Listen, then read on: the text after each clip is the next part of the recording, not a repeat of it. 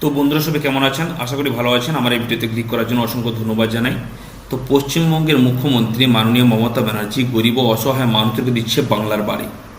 অনেকে হয়তো মুখ্যমন্ত্রীকে কল করেছিলেন বা অনেকের কাছে কল ব্যাক এসেছিল। তো যারা কল করেছিলেন এবং কল ব্যাক এসেছিল তার একটা নামে একটা নতুন লিস্ট কিন্তু তৈরি হয়েছে। সেই লিস্টটা আপনি কী করে চেক করবেন এবং সেই লিস্টে নাম থাকলে কিন্তু আপনি টাকা পাবেন। তো আজকে দেখাবো স্টেপ বাই স্টেপ আপনি কী করে লিস্টটা চেক করবেন। তার জন্য সেটা প্রথম থেকে শেষ পর্যন্ত দেখতে থাকুন। আর যদি ভালো লাগে তো লাইক কমেন্ট শেয়ার করুন এবং চ্যানেলকে সাবস্ক্রাইব করে রাখুন। চলে যাবেন যে কোনো একটা ব্রাউজারে, টাইপ করবেন বাংলার বাড়ি। এবার এইরকম পেজ ওপেন হবে, হওয়ার পর এখানে এই দেখতে পাচ্ছেন এর উপরে ক্লিক করবেন।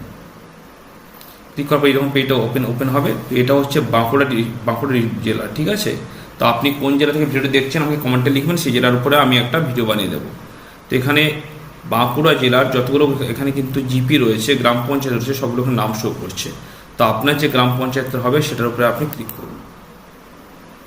ক্লিক করে নতুন লিস্ট চলে আসবে আপনার সামনে। এই দেখুন লিস্টটা, আমি এটা সিকিউরিটি রিজনের কারণে হাইড করে রেখেছি। এর সাথে রয়েছে ব্লক, এখানে কিছু গ্রাম পঞ্চায়েত, এখানে ভিলেজ, এখানে reference ID, beneficiary name, father's বা হাজব্যান্ড নেম অ্যাজ পার আধার, সোশ্যাল ক্যাটাগরি, এখানে সব কিছু রয়েছে এখানে, ঠিক আছে? এভাবে আপনি নিচে দিকে চলে আসুন, অসংখ্য নামের লিস্ট এখানে দেখতে পেয়ে যাবেন। এখানে যাদের নাম রয়েছে তারা কিন্তু বাড়ি পাবে। তো এইভাবে আপনি চেক করে দেখে নিতে পারেন আপনার নাম লিস্টে রয়েছে কি না।